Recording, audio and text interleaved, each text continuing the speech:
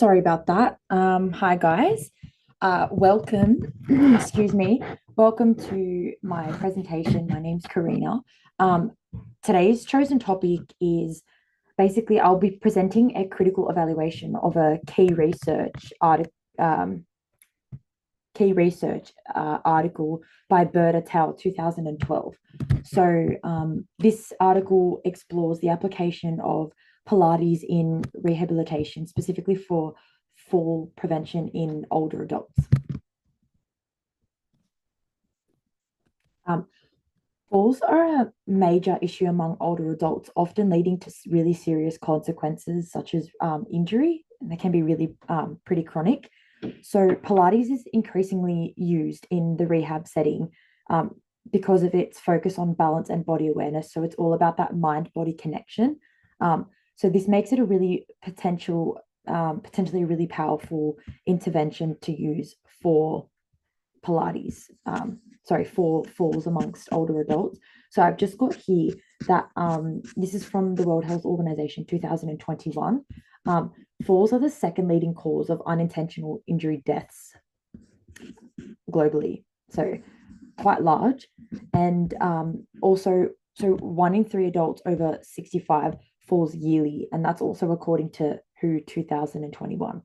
So some pretty intense stats around here. So this is just a background. I might also just mention that Pilates it was originally a strength-based exercise, and then it was obviously created by Joseph Pilates himself. He, was around in World War One, so he kind of invented this Pilates method for all the injured soldiers. So fun fact as well, the Pilates reformer machine is actually its inspiration was from the hospital beds that the soldiers used to, be sick on and be injured on. So Joseph Pilates, he essentially just created. He believed that getting better wasn't just resting. He believed that movement was how you got better. And yeah, that's how the reformer bed was created because of the hospital bed that all the soldiers were stuck on back in the World War One days. So Bird et al. 2012 really stands out for directly addressing fall prevention. It also examines Pilates as a feasible and enjoyable alternative to standardized therapies, such as, your physiotherapy, your chiros, osteos, things like that. And this really aligns with both of the clinical needs as well as the public health priorities. So the article, why I chose it was because it tackles a really key issue for prevention, specifically in older adults. So it really aligns. The study also shows that Pilates, it's proven, that static and dynamic balance, it improves static and dynamic balance, functional mobility, as well as the fall risk reduction. It's also effective, it's engaging, it's got a lot of relevance to the aging population as well. Just a review of the literature, an overall summary. So the goal was to evaluate Pilates for balance and chronic pain. So in the findings, we found that Pilates does improve core strength, posture, and mobility, as well as offering mental health benefits such as reduced anxiety and a better overall mood. I can vouch for that. I'm a reformer instructor. So a broader literature review it shows that Pilates does help not only with physical health, but it also improves mental well-being. Lopez Mesa et al. 2024 really complements Bird et al. By showing that Pilates has a lot of relevance for chronic pain and anxiety. And this just isn't, it's not just with the older adults. You can find it with women experiencing, going through pregnancy, postpartum, prenatal, but yeah. Just a table that I've created here. So my key sources as well as my findings, I've just segregated them. So for Lopez, I found that, positive physiological outcomes compared to Bird et al., which focused more on and found core strength, posture, functional mobility outcomes. An overview of the article that I've chosen, so Bird, 2012. The design is a randomized control trial, so RCT is what I'll be referring to it as. This was a really well structured RCT, which adds a lot of credibility. Um, However, we should be cautious due to the small sample size and short duration. So details like instructor experience were also not reported, which could really influence the outcomes. Our results, again, significant improvement in static and dynamic balance for older adults. The intervention, again, this is 8-week Pilates versus a control group, and some limitations. For example, again, small sample size.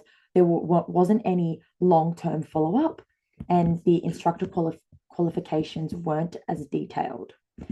This is also from Donatoni da Silva et al. 2022, so it's supported. And over here, I've just got kind of like a visualization of, you know, RCTs compared to observational studies, and how they compare. A critical evaluation. So comparing Bird with Caldwell 2010, it really highlights Bird's practical relevance to rehabilitation. So while both studies were RCTs, only Bird directly addresses balance and mobility in a clinical specific population. So Bird is a randomized control trial again, which is considered the gold standard for testing the effectiveness of an intervention. The use of randomization also helps to minimize biases, and it allows for a more reliable and effective assessment of the intervention's effects. So this type of design also is really strong in establishing a cause and effect, which makes it a really suitable choice for evaluating suitable choices, evaluating the impact of Pilates and balance in older adults.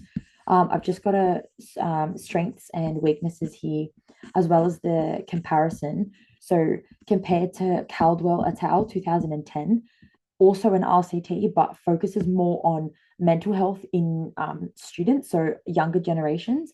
And Bird et al. 2012 is also a lot more relevant for the physical rehabilitation side. So, should the findings be used? Personally, yes, I think there's a lot of strong evidence for implementation. The benefits by Talevsky J et al. 2015, enhancing balance and mobility, improving mental well-being, as well as, low cost, effective, non-invasive, again, comparing it to your physiotherapy and your chiro health. So the findings are really promising and practical, because Pilates can be, again, low cost and effective, but we also should consider training quality and participant engagement. So this is to ensure that we have really successful outcomes, and they're just underlined here in my challenges. Implementation model and barriers. So I've just got here the Pronavost's 4E's model: engage, educate, execute, and evaluate. So this model provides a really structured way to implement Pilates programs with proper planning and training, as well as community engagement. So barriers like instructor shortages and awareness can be addressed by using this model, this theory. It ensures that the implementation of Pilates for older adults is systematic and structured, which is ideal.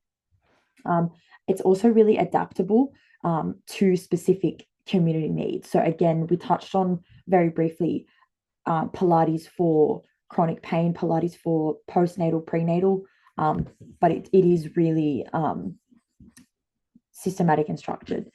So the model in relation to Pilates, so engaging would be engaging the community professionals and policymakers, educating to train the instructors and inform the participants of the benefits from doing Pilates. Executing would be to run programs and in clinics, studios, community centers, etc. as well as even home settings too. Um, and evaluating would be to track outcomes and then from that adapting the method. So barriers for this, again, instructor access, transport and participation, and also awareness. So I find that coming from, I'm a Pilates instructor, there's not a lot of awareness around the benefits of Pilates for overall health. So, in closing, Pilates does really show a strong promise as a tool, for prevention in the older generation, in older adults specifically. So, with structured implementation, it can really make a meaningful impact in both individual health and as well a broader community in the healthcare system. So, you know, again, Pilates is an effective evidence-based fall prevention tool. It's been, it's proven. Bird et al. 2012 offers a really strong support for real-world use. Using the theory as a framework for implementation provides a really clear and structured approach, that can ensure really comprehensive engagement for everyone, education and execution, as well as evaluating the programs. And addressing barriers to implementation, such as access to qualified instructors and funding issues, will be a key to scaling up the program and ensuring that it benefits in a wide population of older adults. Thank you very much. That's the end of my presentation. Hope you enjoyed.